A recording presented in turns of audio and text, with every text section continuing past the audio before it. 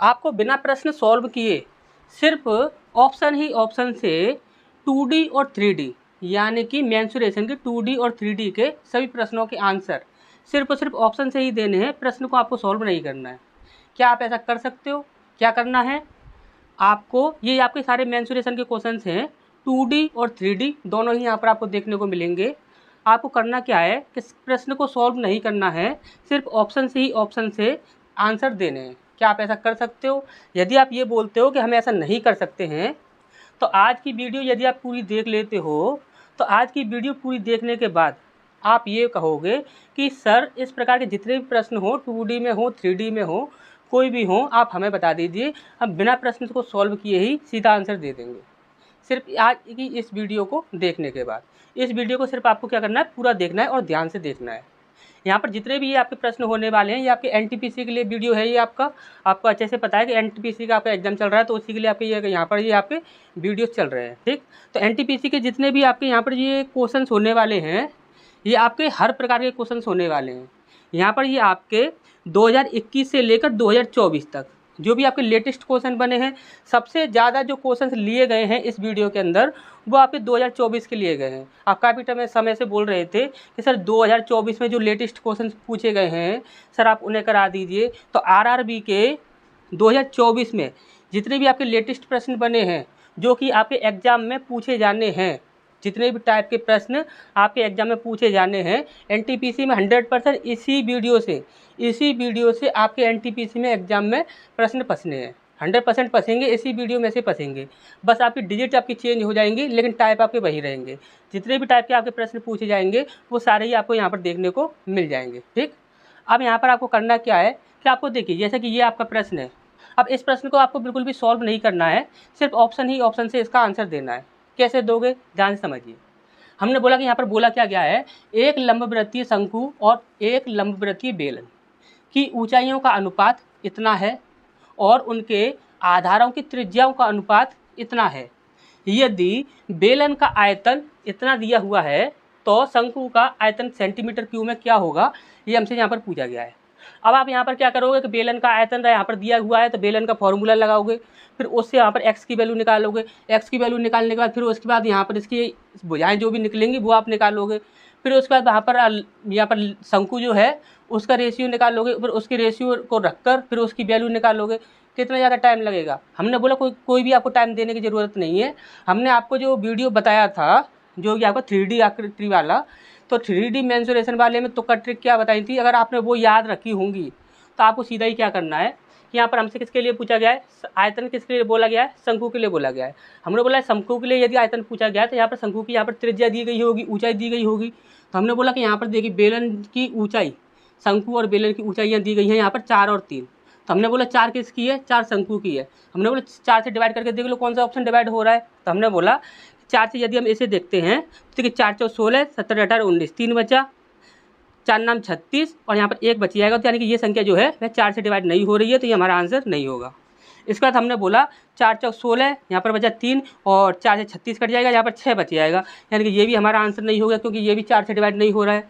हमने बोला यहाँ पर देखेंगे 4 चौक 16, यहाँ पर कितना बचा आपका 3 बचा, 4 8 32, यहाँ पर आपका कितना बचा 3 बचा और 4 के पाड़े में कभी 35 आता नहीं है, तो ये संख्या आपकी डिवाइड होगी नहीं। ठीक, अब इसके बाद हमने नेक्स्ट देखा यहाँ पर कितना है आपका 19 60 है। तो हमने बोला 4 चौक 16, यहाँ पर 3 बचा, 4 से 36 आपका कट जाएगा, पूरा ये संख्या आपकी पूरी डिवाइड हो रही है, यानी कि ये संख्या 4 से पूरी डिवाइड हो रही है, तो यही हमारा आंसर होगा और आंसर को कोई काट नहीं सकता है, 100% गारंटी है। और जितने भी हमने आपको ट्रिक बताई थी, जितनी भी हमने आपको 3D मेंसुरेशन के लिए ट्रिक बताई थी उन्हें आप देखकर जरूर जाओगे।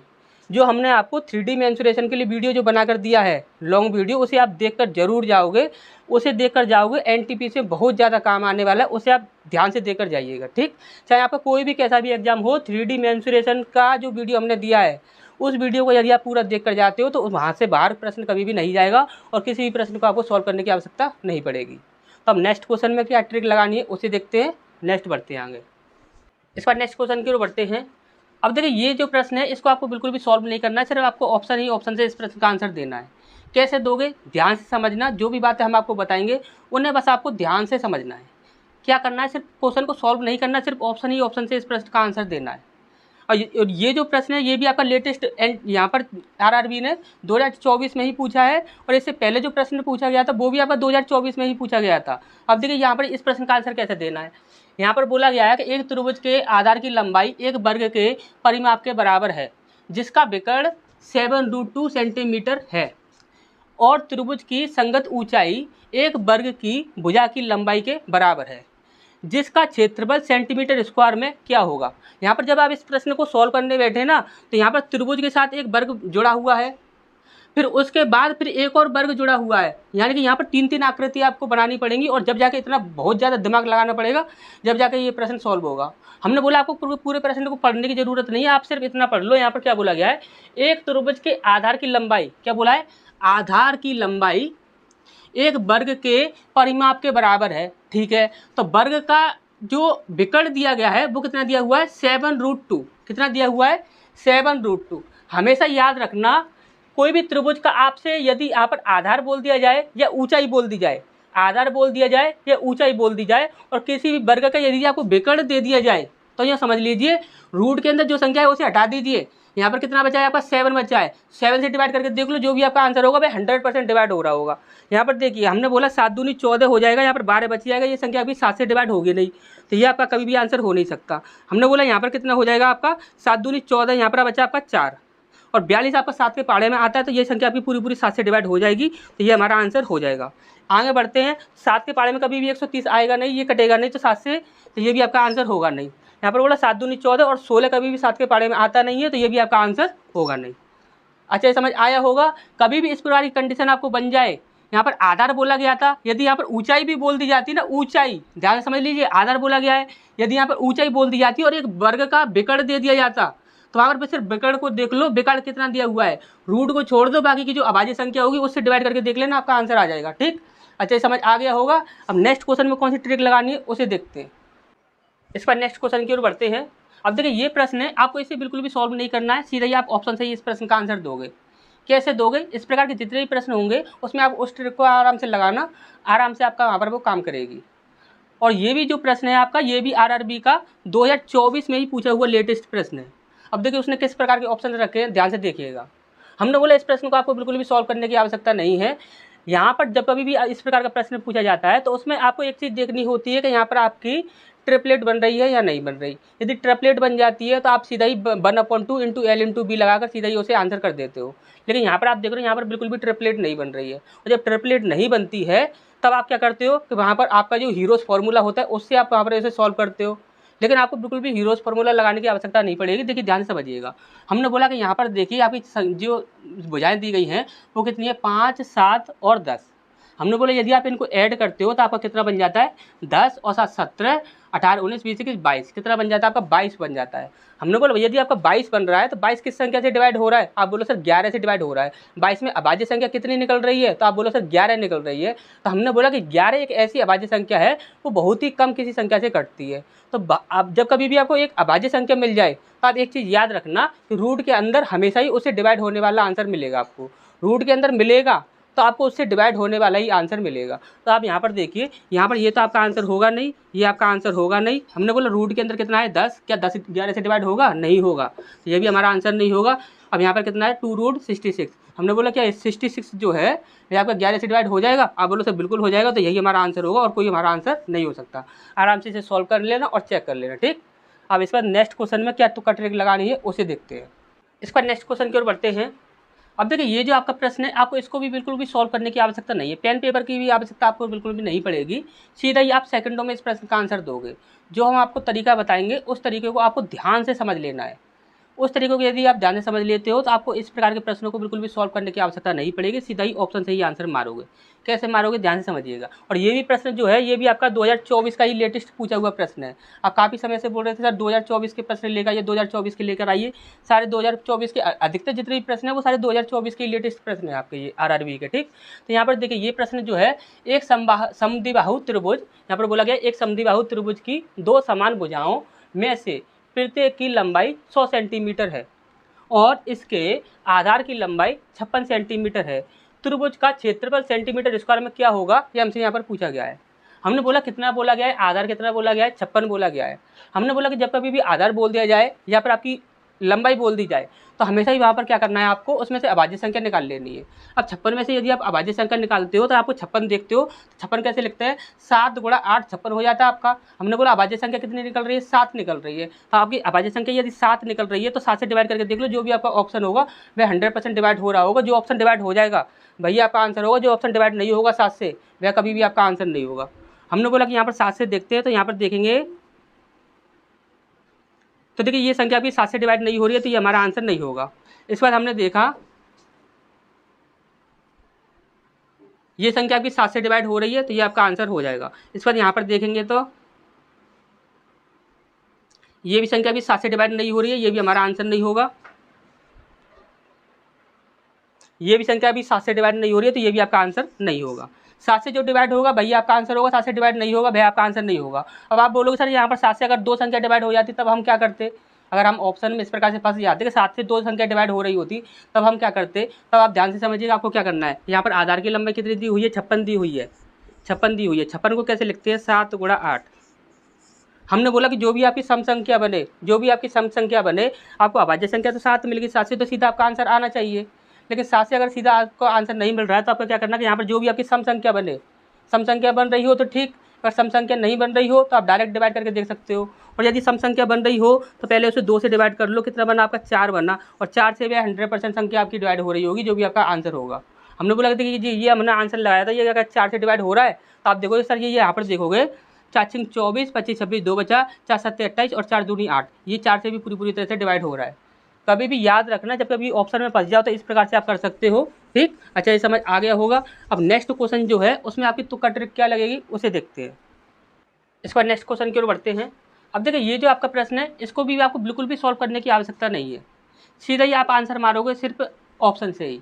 कैसे मारोगे ध्यान से समझिएगा। यहाँ पर बोला क्या गया है कि एक बेलन की त्रिज्या उसकी ऊंचाई से 5 सेंटीमीटर अधिक है। यदि बेलन का वक्र पृष्ठीय क्षेत्रफल इतना सेंटीमीटर स्क्वायर है तो बेलन का आयतन सेंटीमीटर क्यूब में क्या होगा, ये हमसे यहाँ पर पूछा गया है। और बोला गया कि पाई का मान 22/7 प्रयोग करना है। और ये प्रश्न भी आपका आरआरबी ने 2024 में ही पूछा हुआ प्रश्न है, ये भी आपका लेटेस्ट पूछा हुआ प्रश्न है। और आप बोलते सर इस प्रकार के ऑप्शन नहीं आते। अब यहाँ पर देखिए, यहाँ पर हमने आपको क्या बोला था, जब कभी भी आपका यहाँ पर बेलन का आयतन पूछ लिया जाएगा सीधा ही आप 11 से डिवाइड करके देख लेना, 11 से जो ऑप्शन आपका डिवाइड होगा वही आपका आंसर होगा। और यहाँ पर देखोगे तो 11 से आपका ये भी डिवाइड नहीं होगा, ये भी डिवाइड नहीं होगा, ये भी डिवाइड नहीं होगा, 11 से सिर्फ एक ऑप्शन डिवाइड होगा, यही आपका आंसर होगा।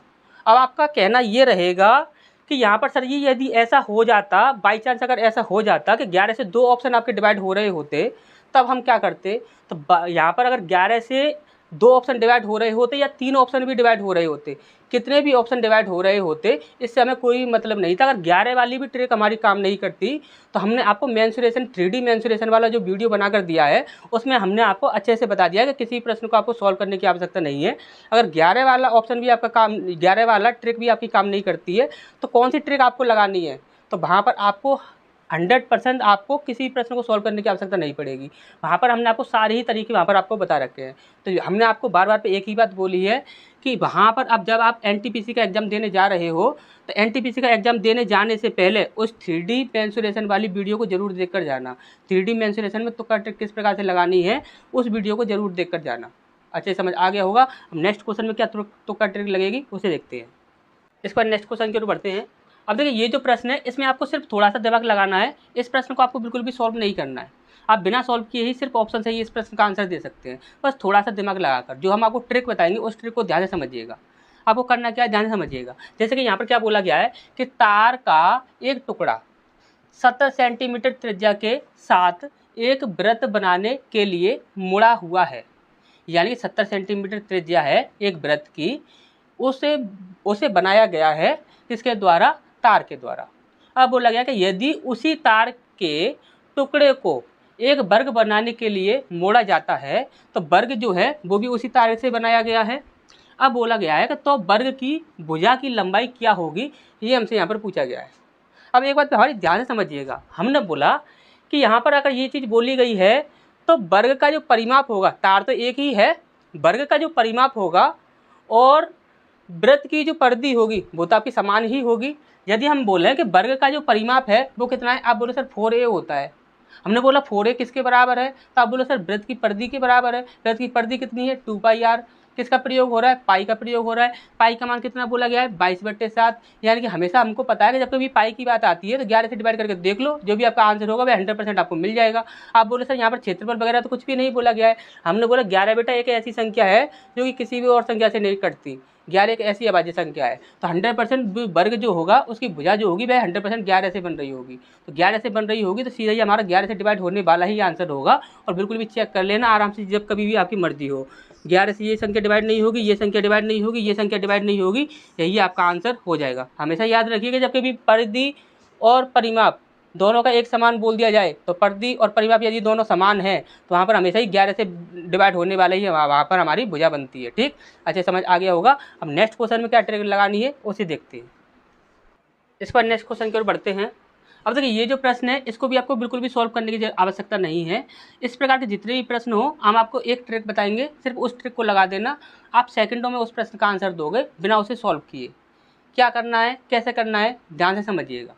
हमने बोला कि यहाँ पर पूछा क्या गया है कि एक लंबवृत्तीय बेलन में वक्र पृष्ठीय क्षेत्रफल का कुल पृष्ठीय क्षेत्रफल से अनुपात 3:7 है। बेलन की ऊंचाई और त्रिज्या का अनुपात क्या होगा, ये हमसे यहाँ पर पूछा गया है। ध्यान से समझ लीजिएगा, जब कभी भी बेलन की बात की जाए, लंबवृत्तीय बेलन की बात की जा रही है, जब कभी भी लंबवृत्तीय बेलन की बात की जाए, बेलन की यदि बात की जा रही है और आपको यदि उनके वक्र पृष्ठीय क्षेत्रफल और संपूर्ण पृष्ठीय क्षेत्रफल का अनुपात दे दिया गया है, जैसे कि हमेशा दिया ही जाता है, इस प्रकार के ये प्रश्न जो है वो आपके पूछे ही जाते हैं। और ये आपका NTPC 2021 में पूछा हुआ प्रश्न है ये आपका। ठीक, और बार बार पर रिपीट करते हैं ये प्रश्न आपके। ध्यान से समझिए आपको करना क्या है। जब कभी वक्र पृष्ठीय क्षेत्रफल और संपूर्ण पृष्ठीय क्षेत्रफल का आपको अनुपात दे दिया जाए और आपसे त्रिज्या और ऊंचाई का यदि आपसे अनुपात पूछा गया है, तो यहाँ पर हमसे किसका पूछा गया है, सबसे पहले ऊंचाई है, उसके बाद त्रिज्या है। तो हमेशा ही याद रखिएगा सबसे छोटी जो अनुपात होगा, सबसे छोटा जो अनुपात होगा वह हमेशा ही ऊंचाई कहलाती है। तो सबसे छोटा अनुपात कितना है, 3 है। तो हमेशा ही 3, यहाँ पर ऊंचाई पहले पूछा गया है तो ऊंचाई यहाँ पर 3 कहाँ पर है सबसे पहले, तो यहाँ पर 3 नहीं है, यहाँ पर 3 नहीं है, यहाँ पर 3 नहीं है, यहाँ पर आपका 3 है, तो यही आपका आंसर हो जाएगा। और आप बोलो सर यहाँ पर ऊंचाई तो मिल गई हमें, अभी यहाँ पर 3 2 ऑप्शन में होता तो अब हम फंस जाते, हम क्या करते, तो ऊंचाई आपको मिल गई, ऊंचाई मिल गई ना आपको, ऊंचाई कितनी मिल गई, 3 मिल गई। हमने बोला त्रिज्या भी मिल जाएगी, हमेशा त्रिज्या आपको चाहिए ना, तो दोनों का अंतर कर देना। क्या करना है, त्रिज्या चाहिए तो दोनों का अंतर कर देना, कितनी हो जाएगी, 4। ठीक, 4 दिख रहा है। देखने से नहीं काम चलेगा, आपको करना क्या है, छोटी संख्या जो होगी वो हमेशा ही ऊंचाई कहलाएगी और यहाँ पर उन दोनों का अंतर जो होगा वो हमेशा ही त्रिज्या बनेगी। ये चीज़ हमेशा आपको याद रखनी है। तो आपको क्वेश्चन को कभी भी सॉल्व नहीं करना है, सिर्फ आपको माइंड में याद रखना है। चीज़ों को प्रैक्टिस करोगे अच्छे से समझ आ जाएंगी। ये भी आपका NTPC 2021 में पूछा हुआ प्रश्न है। ठीक, तो नेक्स्ट क्वेश्चन में क्या ट्रिक लगेगी उसे देखते हैं। इसका नेक्स्ट क्वेश्चन की ओर बढ़ते हैं। अब देखिए ये आपका जो प्रश्न है इसको आपको बिल्कुल भी सॉल्व करने की आवश्यकता नहीं है, सीधा ही आप ऑप्शन से ही इस प्रश्न का आंसर दे सकते हो। सेकंडों में आंसर दोगे, कैसे दोगे ध्यान समझिएगा। हमने बोला कि यहाँ पर बोला गया कि एक त्रिभुज की भुजाएं 60 सेंटीमीटर, 75 सेंटीमीटर और 45 सेंटीमीटर हैं। इसका क्षेत्रफल सेंटीमीटर स्क्वायर में क्या होगा, ये हमसे यहाँ पर पूछा गया है। तो हमने बोला कि देखिए यहाँ पर अभी थोड़ी देर पहले हमने आपको जो प्रश्न कराया था ये आपका तो आरआरबी में NTPC में नहीं पूछा गया है, ये आपका RPF में पूछा गया है। तो ये आपका ये भी आपका 2024 में लेटेस्ट में पूछा हुआ प्रश्न है आपका। और देखिए ऑप्शंस किस प्रकार से रखे हुए हैं ध्यान से समझिएगा। हमने बोला कि यहाँ पर ये जो आपकी भुजाएं हैं, सबसे पहले आप ये देख लिया करो कि यहाँ पर आपकी ट्रिपलेट बन रही है नहीं।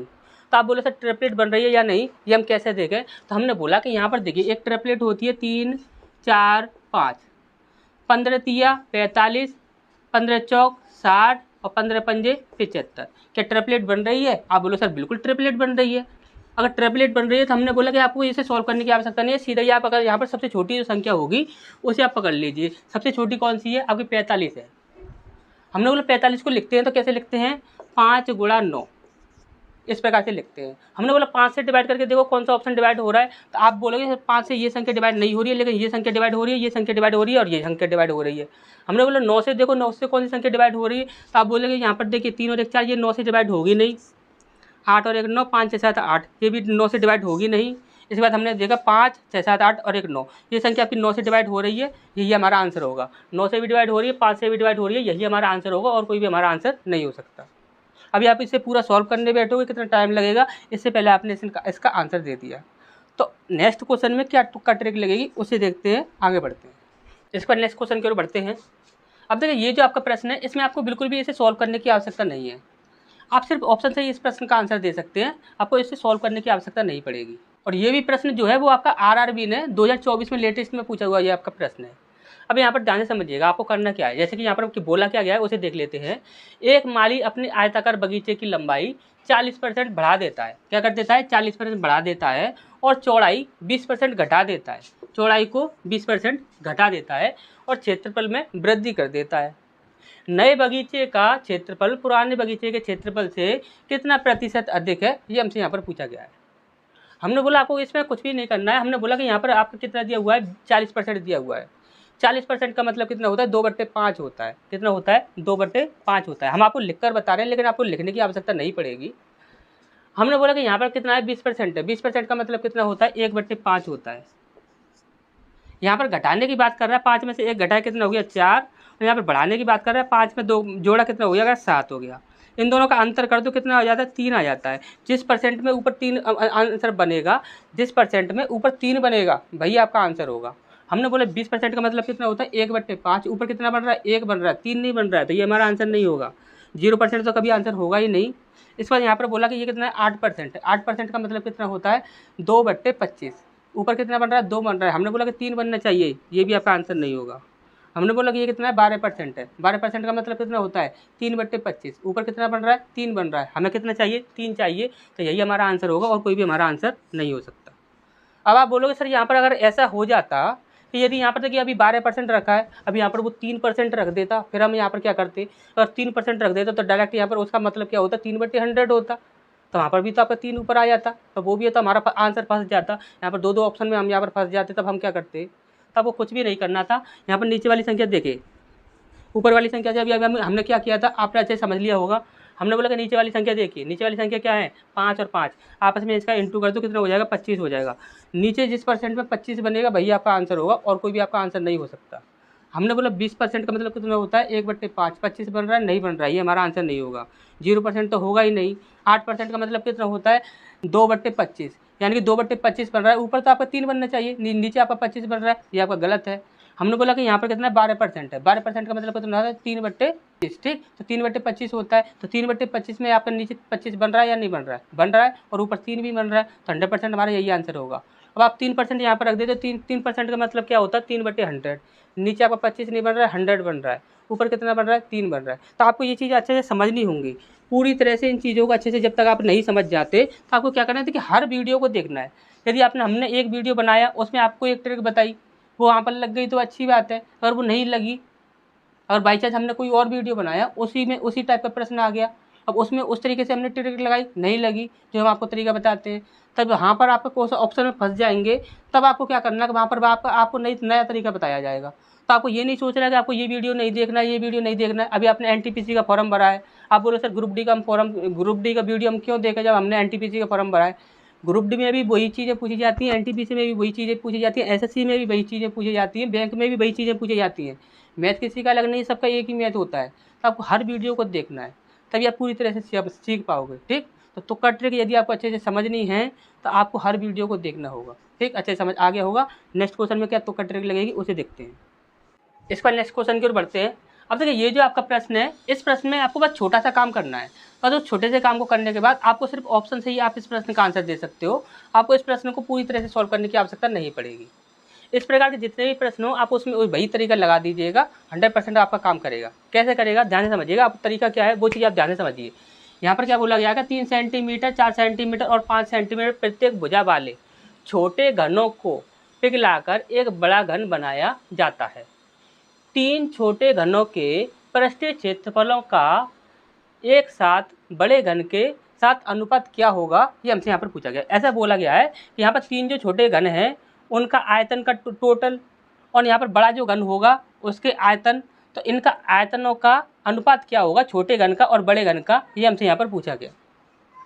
तो हमने बोला कि यहाँ पर देखिए बड़ा बाद में है, छोटा वाला पहले है। ठीक, अब यहाँ पर आपको ध्यान से समझिए आपको करना क्या है। इस प्रकार के प्रश्नों में आप कम से कम रेशियो तो निकालना ही होगा। जब आपको यहाँ पर रेशियो पूछा गया है तो यहाँ पर कम से कम एक का तो यहाँ पर भुजा वगैरह कुछ ना कुछ तो आपको चाहिए। अब यहाँ पर आप देखोगे तो यहाँ पर 3, 4, 5 ये आपका यहाँ पर भुजाएं दी गई हैं छोटे वालों की। तो छोटे वाले का यहाँ पर आपको क्या करना है, सिर्फ आपको यहाँ पर एक का भुजा निकालनी है। यहाँ पर आपको बड़ा जो पृष्ठीय क्षेत्रफल होगा यानी कि बड़ा वाला जो होगा उसका आयतन जो होगा वह छोटे वाले सभी के बराबर होगा। ये बात आप अच्छे से समझ गए होंगे। छोटे वाले जितने भी आपके घन होंगे उनका जितना भी आयतन होगा टोटल वह बड़े वाले के आयतन के बराबर होगा। तो हमने बोला कि इनका आयतन टोटल कितना हो जाएगा। 5 का 125 होता है, 4 का 4 16 16 चौक 64, 3 3 9 9 27। ठीक, सबका हमने क्यू कर दिया। क्यू करने के बाद यहाँ पर देखेंगे, यहाँ पर देखिए 7 और 5 12, 12 और 4 6, हासिल लगी 1। यहाँ पर हम देखेंगे तो 6 7 8 9 10 और 1 11, 11 की 1, हासिल लगी 1 और 1 और 1 2। अब 216 जो होता है वह आपका 6 का क्यू होता है। आपको अच्छे से पता होगा कि 6 का क्यू जो होता है वो कितना होता है, आपका 216 होता है। तो हमने आपको बोला कि यहाँ पर भुजा जो निकल रही है वो आपकी कितनी निकल रही है, 6 निकल रही है। यानी कि बड़े वाले की जो भुजा निकल रही है वो कितनी निकल रही है, 6 निकल रही है। हमने बोला कि यहाँ पर हमसे आयतन पूछा जा रहा है, तो आयतन जब कभी भी पूछा जा रहा है तो भुजा जो है वो आपकी कितनी निकल रही है, 6 निकल रही है। तो हमने बोला कि लास्ट में जो भी आपका आंसर होगा वह आपका 6 से डिवाइड होने वाला ही होगा, क्योंकि यहाँ पर बड़े का आयतन आपका बाद में रेशियो आपसे पूछा गया है। तो यहाँ पर देखिए 6 से आपकी ये संख्या डिवाइड हो रही है, ये हमारा आंसर हो जाएगा। 6 से 25 डिवाइड नहीं होगा, ये भी हमारा आंसर नहीं होगा। 6 से 4 डिवाइड नहीं होगा, ये भी हमारा आंसर नहीं होगा। 6 से आपका 64 डिवाइड नहीं होगा, ये भी हमारा आंसर नहीं होगा। अच्छे से समझ आ गया होगा। बड़े वाले का बाद में था इसलिए हमने अपने बाद वाला ही यहाँ पर टारगेट किया है। ठीक, अच्छे समझ आया होगा। अब नेक्स्ट क्वेश्चन में क्या ट्रिक लगानी है उसे देखते हैं। इसके बाद नेक्स्ट क्वेश्चन की ओर बढ़ते हैं।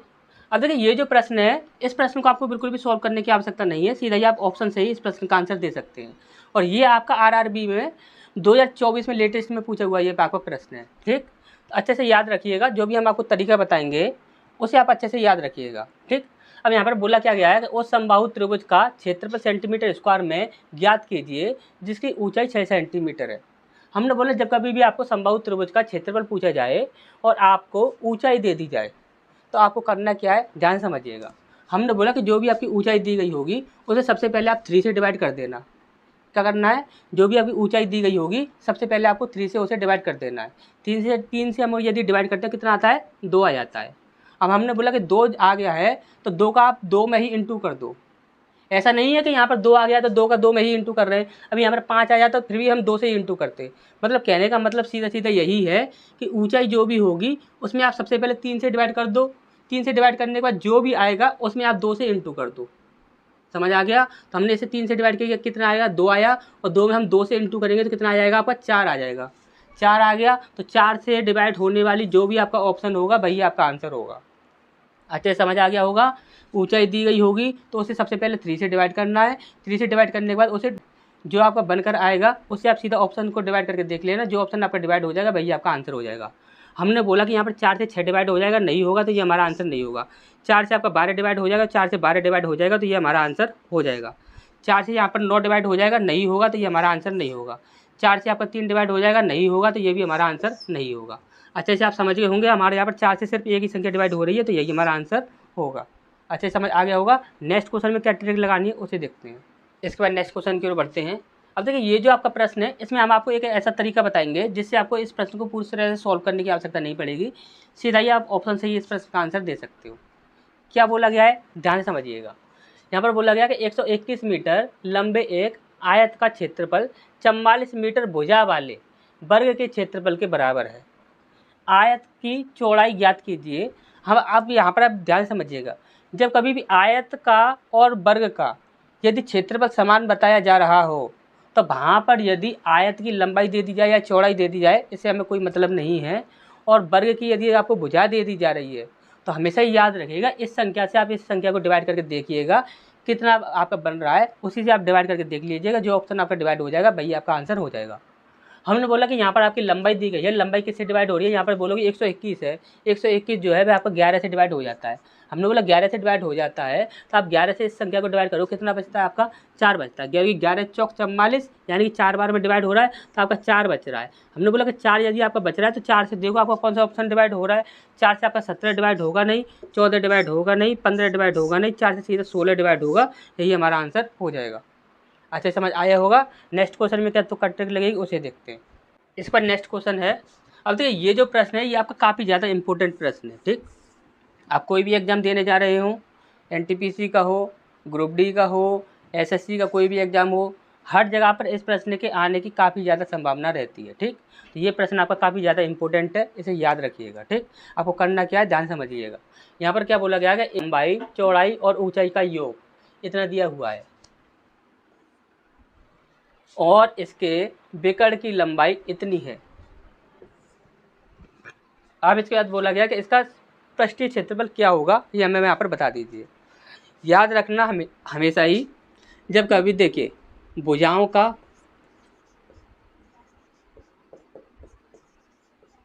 योग लिख लीजिए, एक बार ये फॉर्मूला है, आप ये लिख लीजिए, काफ़ी ज़्यादा काम आएगा। भुजाओं के योग का स्क्वायर इज इक्वल टू विकर्ण का square plus total surface area, यानी कुल पृष्ठीय क्षेत्रफल। हमेशा याद रखिएगा भुजाओं का योग का स्क्वायर बराबर होता है विकर्ण के स्क्वायर के प्लस टोटल सरफेस एरिया के। ठीक, अब यहाँ पर देखिए, यहाँ पर क्या बोला गया है, यहाँ पर देखिए लंबाई, चौड़ाई और ऊंचाई का योग कितना है, इतना है, यानी कि भुजाओं का योग आपका ये दिया हुआ है और 38 का हम क्या करना है, यहाँ पर स्क्वायर करना है, बराबर यहाँ पर विकर्ण कितना दिया हुआ है, तो विकर्ण आपका 22 दिया हुआ है, तो यहाँ पर हमारा 22 का स्क्वायर करना है प्लस टोटल सरफेस एरिया। ठीक, कुल पृष्ठीय क्षेत्रफल जो कि हमसे यहाँ पर पूछा गया है। अब हम यहाँ पर देखें तो देखिए 38 का कितना होता है, तो 1444 कितना होता है, 1444 होता है। याद रखिएगा, देखिए 38 का जो होता है वह 1444 स्क्वायर होता है।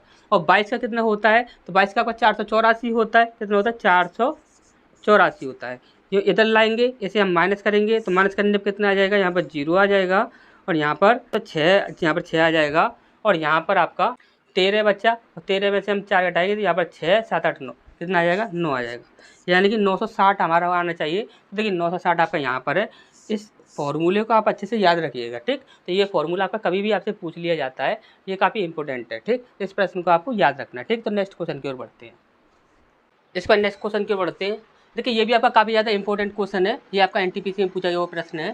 देखिए यहाँ पर बोला गया है कि एक आयत की लंबाई पर अर्धवृत्त खींचा गया है, आकृति में छायांकित भाग का क्षेत्रफल क्या होगा, ये हमसे यहाँ पर पूछा गया है। अब यहाँ पर देखिए ये आपका जो डायग्राम बनाकर दिया हुआ है, इसमें आप ध्यान से देखोगे तो यहाँ पर ये आपका एक आयत है और यहाँ पर ये एक आपका अर्धवृत्त खींचा गया है। ठीक, हमेशा याद रखिएगा अर्धवृत्त जो होता है या फिर वृत्त जो कोई भी हो, वह आयत जो कोई भी होगा, तो आयत की, अब यहाँ पर तो इस प्रकार से खींचा गया लंबाई पर, यदि यहाँ पर बीच में खींचा जाता तो यहाँ पर ये जो आपकी चौड़ाई होती, तो चौड़ाई की आधे के बराबर होता इसकी जो त्रिज्या होती वृत्त की। और यहाँ पर यदि ये लंबाई पर खींचा गया है तो हमेशा ही यहाँ पर लंबाई की आधे के बराबर होगी इसकी त्रिज्या, यानी कि त्रिज्या की बात करें तो यहाँ से हम देखें तो यहाँ पर त्रिज्या हो जाएगी आपकी 7। ठीक, और आपको अच्छे से पता है कि यदि त्रिज्या किसी वृत्त की 7 होती है तो उसका क्षेत्रफल जो होता है वह 154 होता है। परिधि की बात की जाए, परिधि जो होती है तो वो होती है आपकी 44। और यदि अर्धवृत्त के क्षेत्रफल की बात की जाए, यानी कि पाई आर स्क्वायर बट्टे 2 की बात की जाए, तो वो होता है आपका 77। ठीक, तो ये चीज़ें आपको याद होनी चाहिए। अब यहाँ पर ध्यान से देखिएगा, अगर ये चीज़ें आपको याद हो तो आपको इस प्रश्न को सेकंड भी नहीं लगेगा आंसर देने में। जो भी आपका छायांकित भाग का क्षेत्रफल निकलेगा, तो यहाँ पर ये वाला जो क्षेत्रफल है, अर्धवृत्त का जो क्षेत्रफल है, इसको आप आयत के क्षेत्रफल में से माइनस कर दोगे तो आपको ये छायांकित भाग का क्षेत्रफल मिल जाएगा। हमने बोला यहाँ पर आयत का क्षेत्रफल कितना हो जाएगा, तो 14,140 हो जाएगा।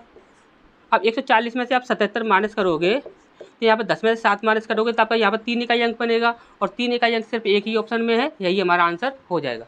ठीक, अच्छा समझ आ गया होगा और काफ़ी इंपॉर्टेंट क्वेश्चन है, रिपीट करेगा, ध्यान से समझ लीजिएगा। ठीक, तो नेक्स्ट क्वेश्चन की ओर बढ़ते हैं।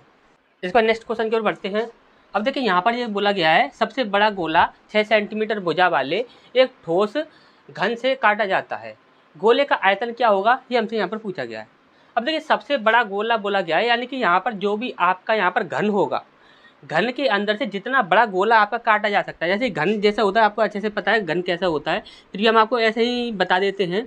यहाँ पर देखिए ये आपका मान के चलिए घन है पूरा, आपको अच्छे से पता है कि इस प्रकार से ये आपका पूरा बनेगा। ठीक, ये आपका इस प्रकार से ये आपका पूरा बनेगा। तो यहाँ पर देखिए ये आपका जो घन होगा, तो यहाँ से ये पूरा इस प्रकार से ये झुलता हुआ, चारों तरफ से झुलता हुआ इस प्रकार से काटा जाएगा ये। तो यहाँ पर सबसे बड़ा जो गोला बनेगा वो गोला जो होगा उसका आयतन क्या होगा, ये हमसे यहाँ पर पूछा गया है। तो हमेशा याद रखिएगा, जब कभी भी एक घन होगा और घन के अंदर आपका एक गोला बनाया जाएगा, सबसे बड़ा गोला, तो वहाँ पर हमेशा ही आपका जो भुजा होगी घन की, उसके आधे के बराबर उसकी त्रिज्या कहलाती है। और जो आपका घन जो होता है उसका यहाँ पर जो आयतन होता है, जो आपसे पूछा गया है, वो क्या होता है, 4/3 पाई आर क्यू, ये होता है आपका। तो यहाँ पर 4/3 पाई, पाई में वैल्यू देनी है पाई, और आर क्यू की वैल्यू कितनी हो जाएगी, यहाँ पर त्रिज्या की, यहाँ पर जो भुजा जो है इसका आधा कर देंगे तो कितना हो जाएगा, 3 हो जाएगा। 3 गुणा 3 गुणा 3। आप बोल रहे होंगे सर यहाँ पर आप तुक्का क्यों नहीं लगा रहे हो, तो यहाँ पर देखिए तुक्का आप लगाते हो तो 9 से डिवाइड होने वाली आपकी सारी संख्या आपको यहाँ पर मिल जाएगी, ज़्यादा से ज़्यादा ऑप्शन आपको 9 से डिवाइड होने वाले मिल जाएंगे। तो यहाँ पर तुक्का ट्रिक क्या है, यहाँ पर फेल हो रही है, तो इस वजह से यहाँ पर तुक्का नहीं लगाना है, ठीक। तो यहाँ पर देखिए 3 से 3 का चला गया, 3 3 9, 9 चौक 36, 36 आपका आंसर आ जाएगा। तो यहाँ पर आप देखो 36 आपका ये हो जाएगा। तो यहाँ पर देखिए 36 और 108 इन दोनों में काफ़ी प्रॉब्लम हो रही थी, तो यहाँ पर इस वजह से यहाँ पर तुक्का नहीं लग पाया, ठीक। अच्छा, समझ आ गया होगा। नेक्स्ट क्वेश्चन की ओर बढ़ते हैं। इसका नेक्स्ट क्वेश्चन की ओर बढ़ते हैं। अब देखिए यहाँ पर क्या बोला गया है, एक 12 सेंटीमीटर की आंतरिक त्रिज्या वाले, 12 सेंटीमीटर आंतरिक त्रिज्या वाले अर्धगोलाकार कटोरे में द्रव भरा हुआ है, जिसे 3 सेंटीमीटर त्रिज्या और 4 सेंटीमीटर ऊंचाई वाली छोटी बोतल बेलनाकार बोतलों में भरा जाना है। इस कटोरे को पूर्णतः खाली करने में कितनी बोतलों की आवश्यकता होगी, ये हमसे यहाँ पर पूछा गया है। तो काफ़ी इजी है, आपको अच्छे से पता है कि यहाँ पर हम बोलेंगे अर्धगोलाकार जो होता है उसका यहाँ पर आयतन क्या होता है, 2/3 पाई आर क्यू, ये होता है। और यहाँ पर बेलन का क्या होता है, पाई आर स्क्वायर एस, ठीक, ये होता है। अब हमने बोला कि यहाँ पर देखिए 2/3 है, तो यहाँ पर 2 ऊपर रख लेंगे, नीचे आपका 3 आ जाएगा, ठीक। अब यहाँ पर बोला कि पाई से तो पाई आपका यहाँ पर कैंसिल हो ही जाएगा। त्रिज्या की बात करें तो यहाँ पर अर्धगोलाकार त्रिज्या की यहाँ पर बात करें तो यहाँ पर कितनी है, 12 है, तो इंटू 12 इंटू 12 इंटू 12, ठीक। अब यहाँ पर इसकी त्रिज्या की बात करें तो इसकी त्रिज्या है 3, तो यहाँ पर हो जाएगा आपका 3 गुणा 3, और हाइट कितनी दी हुई है, तो हाइट दी हुई है आपकी 4, 4 3 12, 3 से 3 गया, 3 चौक 12 और 3 चौक 12, 4 चौक 16 और 16 दूनी 32, तो 32 हमारे यहाँ पर आंसर आ जाएगा, ठीक। अच्छा, समझ आया होगा। नेक्स्ट क्वेश्चन की ओर बढ़ते हैं। इस पर नेक्स्ट क्वेश्चन की ओर बढ़ते हैं। अब देखिए यहाँ पर क्या बोला गया कि एक समलंब चतुर्भुजाकार वस्तु की ऊंचाई 5 मीटर है, 5 मीटर ऊंचाई है, उसकी समांतर भुजाओं की लंबाई 4 मीटर और 6 मीटर है। यदि पेंट का मूल्य 50 रुपये प्रति वर्ग मीटर है, उस वस्तु को पेंट करने की लागत क्या होगी, ये हमसे यहाँ पर पूछा गया है। तो हमने आपको हमेशा ही बोला है कि यहाँ पर जो भी आपके रुपए दिए गए हों उससे डिवाइड करके देख लेना, आपका आंसर आ जाएगा। तो यहाँ पर रुपये से डिवाइड करके देखेंगे तो भी यहाँ पर आपका आंसर नहीं मिलेगा, क्योंकि सारे ही ऑप्शन आपके ऐसे ही हैं जो कि 50 से डिवाइड हो जाएंगे। हमने बोला कि यहाँ पर ऊंचाई जो दी गई है ऊंचाई से डिवाइड करके देख लेना, उससे आपका आंसर मिल जाएगा। तो ऊंचाई से भी आप डिवाइड करके देखोगे तो भी सारे ऑप्शन जो है वो आपके डिवाइड हो रहे हैं। हमने बोला रुपए और ऊंचाई इन दोनों का गुणा करके देख लो, गुणा करके यदि आप डिवाइड करके देखते हो तो भी आपको आंसर मिल जाएगा। हमने गुणा करके भी देखेंगे तो यहाँ पर 25 कितना होता है, 250, तो 250 से भी देखोगे जो है वो आपके डिवाइड हो रहे हैं।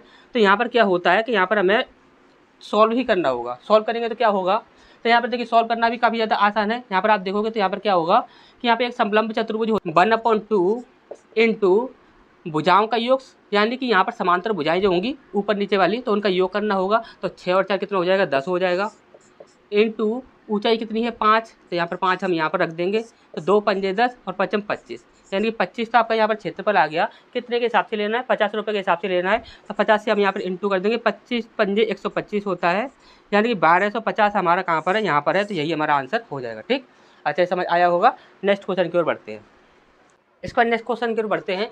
अब देखिए यहाँ पर ये आपका प्रश्न है, यहाँ पर बोला गया है एक वर्ग का क्षेत्रफल इतना है,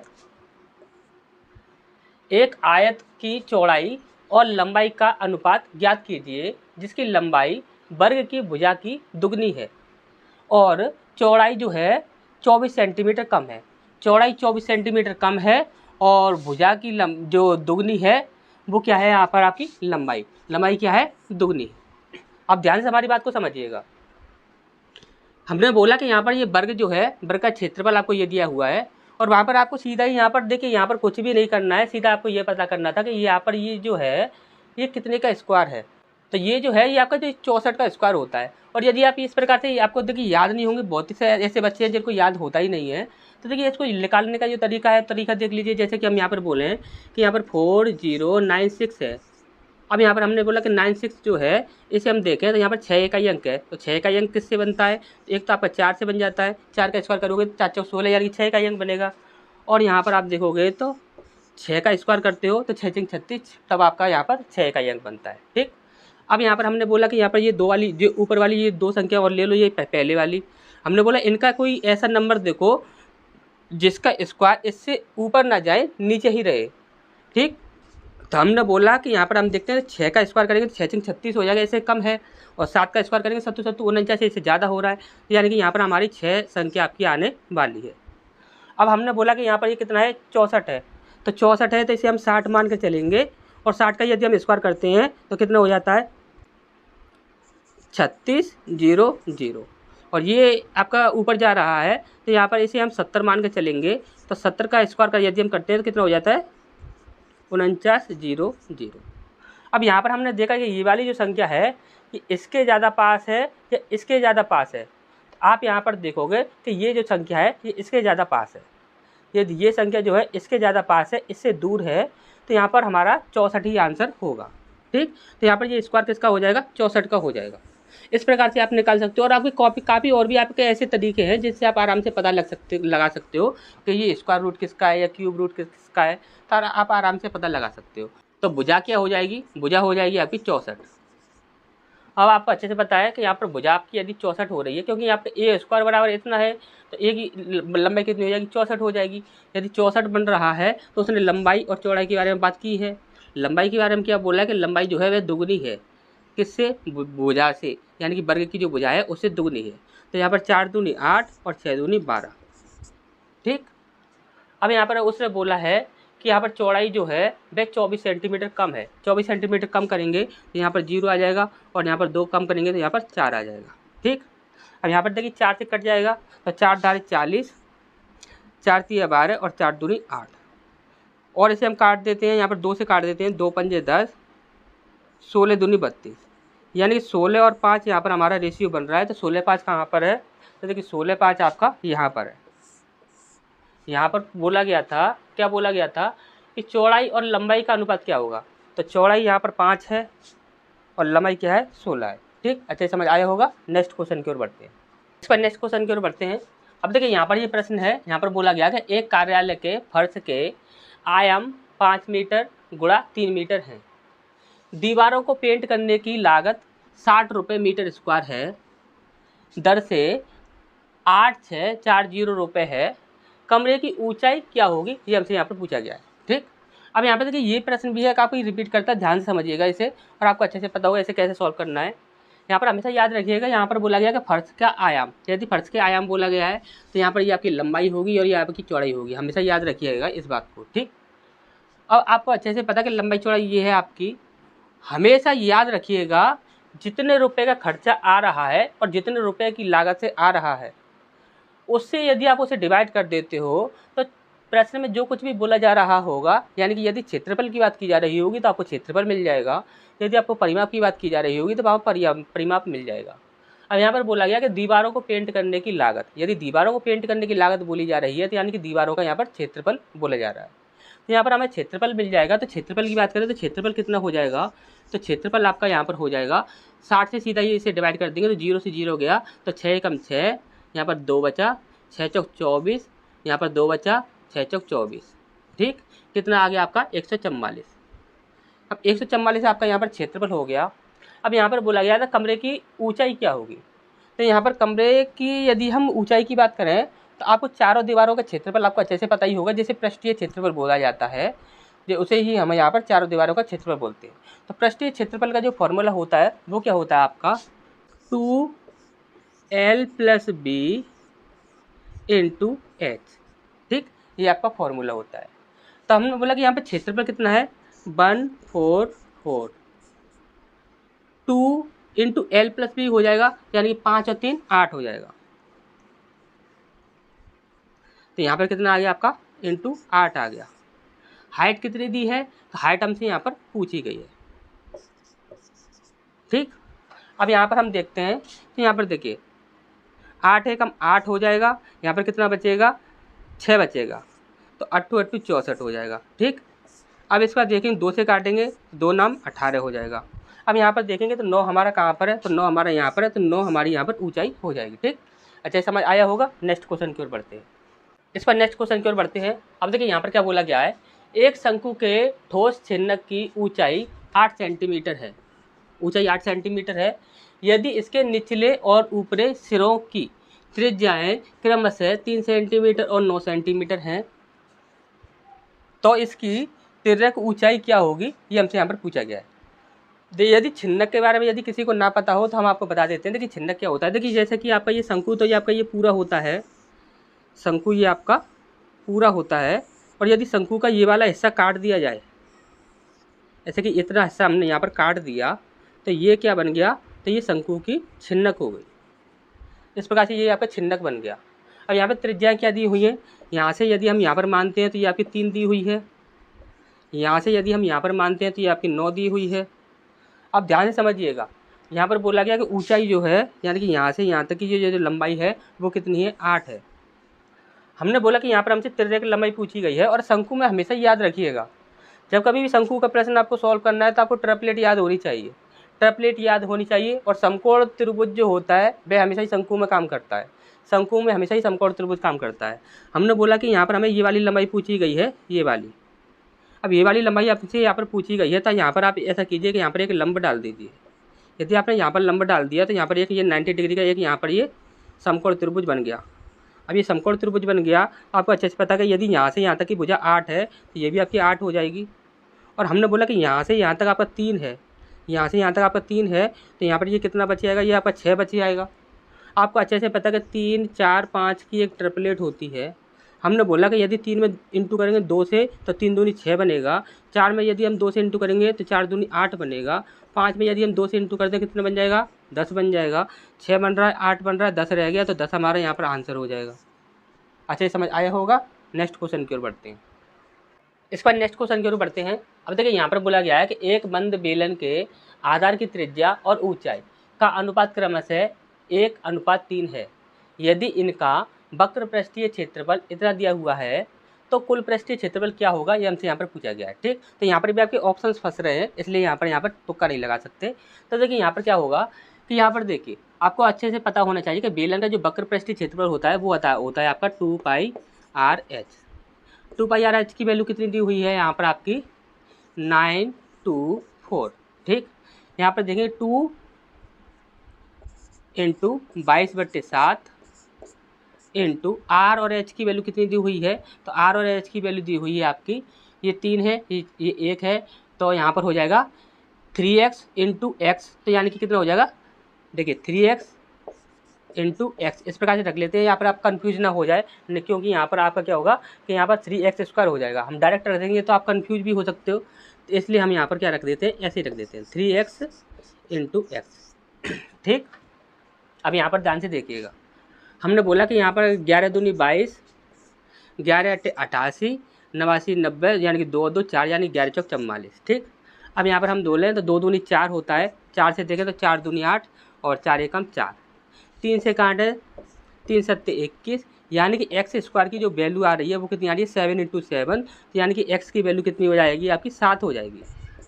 x की वैल्यू यदि 7 आ रही है तो यहाँ पर ये कितनी हो जाएगी, तो 7 एकम 7, और ये कितनी हो जाएगी, 7 तिया। ठीक। समझ आ गया होगा अच्छे से।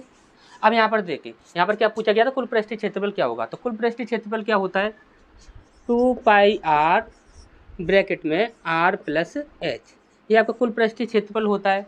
हमने बोला कि यहाँ पर देखेंगे तो पाई में वैल्यू नहीं देनी है। ठीक। तो यहाँ पर देखेंगे 2 × 22/7 इंटू आर की वैल्यू कितनी है, तो आर की वैल्यू है यहाँ पर 7, त्रिज्या और ऊंचाई। ठीक। तार की वैल्यू कितनी है, आपकी 7 है, इंटू यहाँ पर ऊंचाई कितनी है, तो देखिए ऊंचाई और इसका यदि हम योग करते हैं तो ये कितना है आपका 21 है, तो यहाँ पर कितना हो जाएगा 28। तो यहाँ पर हम देखेंगे तो 7 से 7 आपका कैंसिल हो जाएगा। अब यहाँ पर हम देखेंगे, हमें करना है 28 × 44। ठीक। तो यहाँ पर 8 चौक 32, 2 इकाई अंक, तो यहाँ पर आपका देखिए यहाँ पर भी है और यहाँ पर भी है, तो ये ऑप्शन नहीं होगा, ये ऑप्शन नहीं होगा। ठीक है, तो सीधा यहाँ पर इंटू कर लेते हैं, 44 से सीधा इसमें इंटू कर देते हैं। 44 से सीधा इंटू करेंगे तो 8 चौक 32 के 2 हासिल लगी 3, 8 चौक 32, 4 दूनी 8।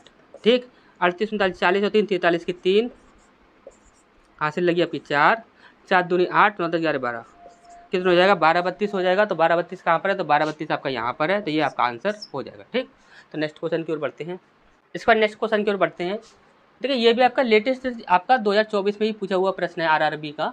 यहाँ पर देखिए ये बोला गया कि इस भुजांक वाले घन का आयतन कितना होगा, ये हमसे यहाँ पर बोला गया है।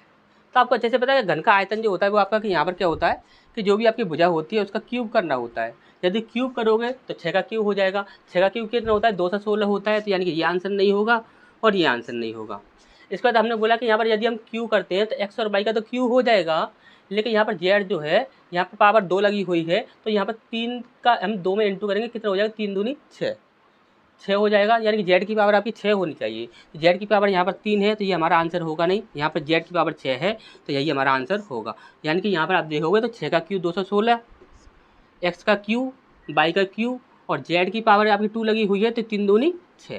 ठीक, इस प्रकार से आपका आंसर हो जाएगा। ठीक, तो नेक्स्ट क्वेश्चन की ओर बढ़ते हैं। नेक्स्ट क्वेश्चन की ओर बढ़ते हैं।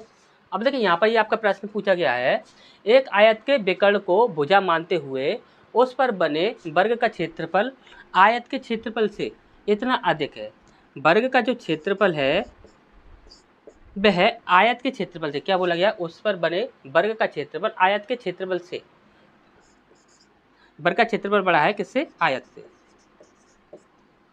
अब बोला गया कितना अधिक है, तो 108 से ही 1/3% अधिक है। यदि आयत का परिमाप इतना दिया हुआ है 28 इकाई है, तो आयत की भुजाओं के बीच का अंतर क्या होगा, ये हमसे यहाँ पर पूछा गया है। देखिए काफ़ी ज़्यादा इजी प्रश्न है, इतना ज़्यादा इसमें दिमाग भी नहीं लगाना है। सिर्फ आपका यहाँ पर परसेंट जो है वो आपका उल्टा सीधा रख दिया है। और यहाँ पर ये जो आपका प्रश्न है ये आपको अच्छे से पता है, काफ़ी समय से पूछा भी जा रहा है और हमेशा ही पूछा जाता रहा है। ठीक, तो जितने भी आपके टाइप यहाँ पर आपके पूछे जाएंगे एनटीपीसी में, वो सारे ही टाइप आपको यहाँ पर मिल जाएंगे। ठीक, तो एनटीपीसी में ऐसा नहीं है कि यहाँ से आपका कोई भी टाइप आपका बाहर चला जाए, सारे टाइप आपको यहाँ पर देखने को मिल जाएंगे। और आरआरबी के आपके ये लेटेस्ट क्वेश्चन ही हैं सारे, 2024 के ही सबसे ज़्यादा प्रश्न हैं यहाँ पर आपके। ठीक, तो यहाँ पर देखिए यहाँ पर क्या बोला गया कि 108 से ही 1/3, तो 108 का यदि हम 3 में इंटू करते हैं तो कितना हो जाएगा, ये 308 से 24, यानी कि ये हो जाएगा 324, तो एक जोड़ देंगे तो 325 हो जाएगा। यानी कि 325/300। अब आप यहाँ पर देखोगे तो आयत का कितना हो गया, 300 हो गया, और वर्ग का अधिक है, इतना अधिक है, यानी कि 300 300 600 625। ठीक, इतनी बात आपको अच्छे समझ आ गई होगी। अब यहाँ पर बोला गया कि देखिए आयत का क्षेत्रफल इतना हो गया और वर्ग का क्षेत्रफल आपका इतना है। हमने बोला वर्ग का क्षेत्रफल यदि इतना है तो ए स्क्वायर की वैल्यू होती है ये, तो ए की वैल्यू कितनी हो जाएगी, तो ए की वैल्यू हो जाएगी आपकी 25, क्योंकि ये 25 का स्क्वायर है, तो ए की वैल्यू कितनी हो जाएगी, 25 हो जाएगी। हमने बोला एक ट्रिपलेट होती है। ट्रिपलेट क्या होती है, जैसे कि हम आपको पूरा समझा दें, आपको इस तरह से बिल्कुल भी ऐसे समझ ना आए कि यहाँ पर ये हो क्या रहा है, चल क्या रहा है, तो हम आपको डायग्राम से समझा देते हैं। वैसे आपको डायग्राम की आवश्यकता नहीं है, क्योंकि एग्जाम में हमेशा ही कभी भी याद रखिए कि डायग्राम की इतनी ज़्यादा आपको ज़रूरत नहीं पड़ती है। आपको डायरेक्ट ही क्वेश्चन को सॉल्व करना होता है, तो आपको माइंड में पता होना चाहिए आपको क्या चल रहा है क्या नहीं चल रहा है। ठीक, हम आपको वैसे समझा देते हैं। जैसे कि यहाँ पर एक आयत है और आयत का जो विकर्ण है इसी को भुजा मानते हुए एक वर्ग बना दिया गया है। अब वर्ग की सारी भुजाएं बराबर होती हैं।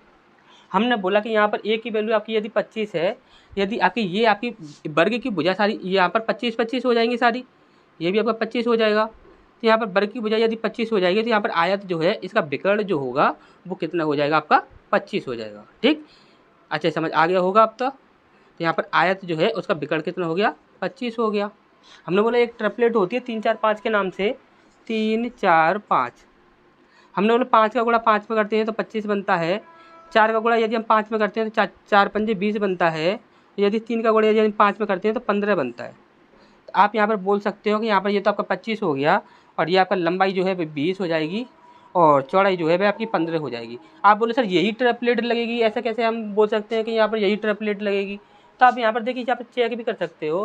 तो देखिए यहाँ पर आयत जो है उसका क्षेत्रफल कितना है, 300 है।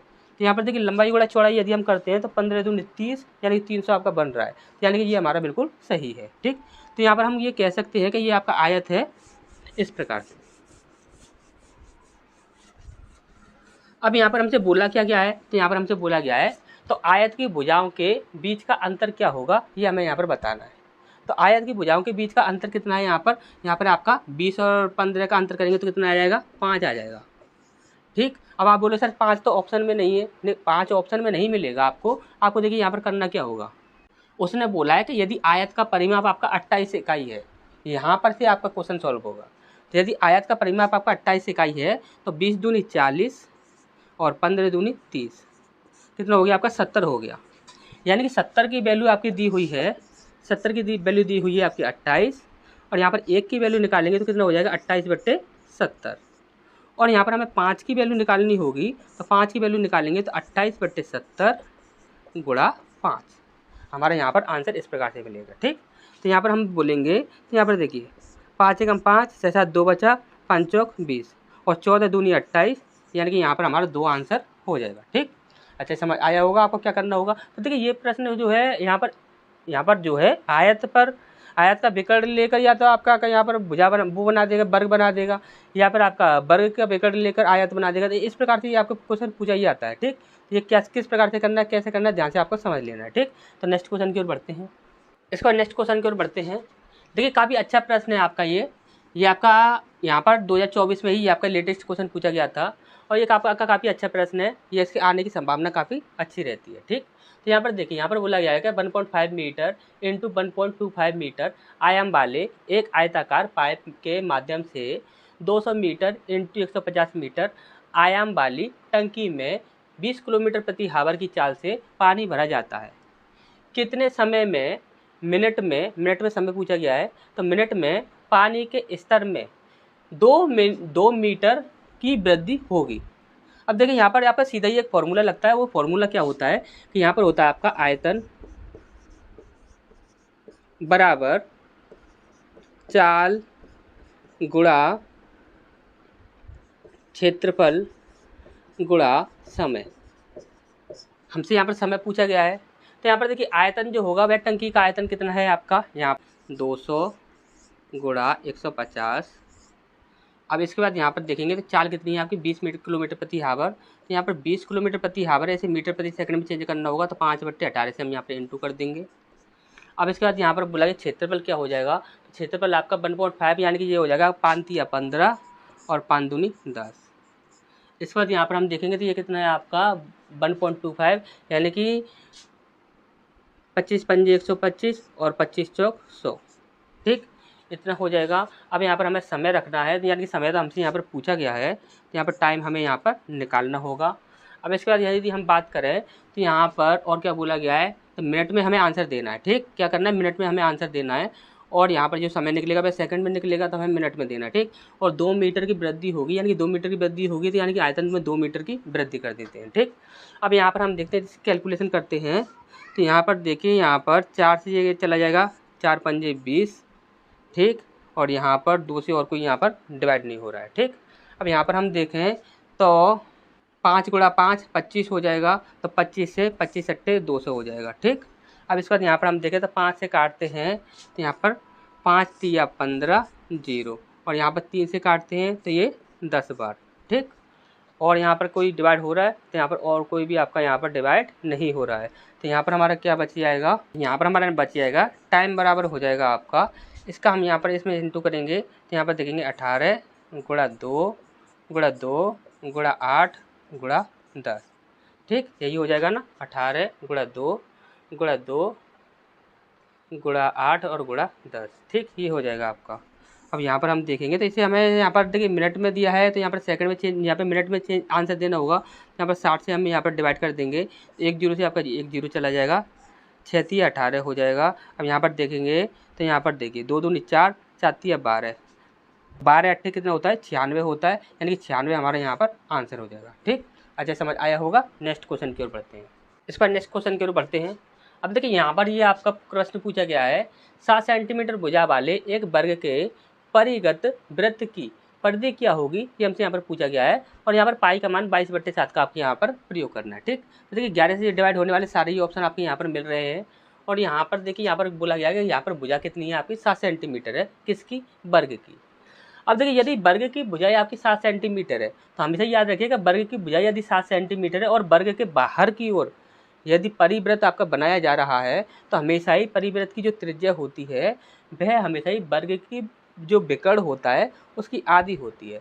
और आपको एक चीज़ अच्छे से पता ही होगा कि ये आपका यदि आपका एक यहाँ पर ये आपका वर्ग है तो इसकी सारी भुजाएं जो होती हैं वो तो आपकी ए और ये होती है आपका a√2। क्या होता है a√2 होता है ये आपका विकर्ण जो होता है वह आपका a√2 माना जाता है। आपको अच्छे से पता ही है यदि भुजा विकर्ण जो है वह आपका a√2 है तो यानी कि यहाँ पर विकर्ण कितना हो जाएगा 7√2 और विकर्ण के बराबर ही आपका परिवृत्त की त्रिज्या होगी यानी कि विकर्ण की आधी होगी। तो यहाँ पर हम बोलेंगे कि त्रिज्या जो होगी उसकी कितनी होगी 7√2/2।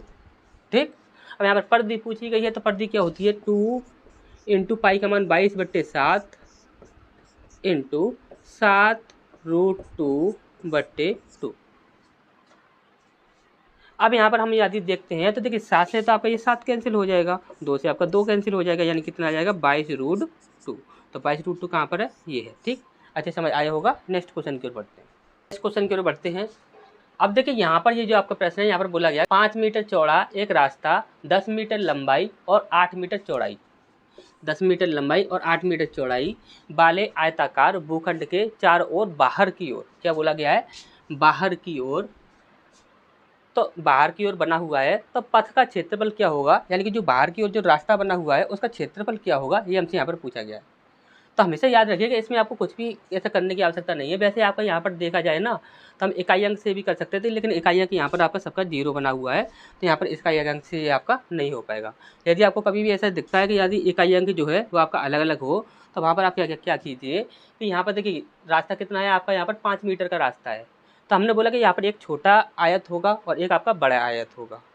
यदि हम बड़े आयत की बात करें तो यहाँ पर देखिए 5 मीटर ये है ना, 5 मीटर का चौड़ा रास्ता है तो हमने बोला कि 5 और 5 कितना हो गया 10 हो गया। तो आपको 10 को 10 में जो ऐड करना है तो कितना हो जाएगा आपका 20 हो जाएगा। और हमने बोला कि 10 को आपको ऐड करना है 8 में तो कितना हो जाएगा आपका 18 हो जाएगा।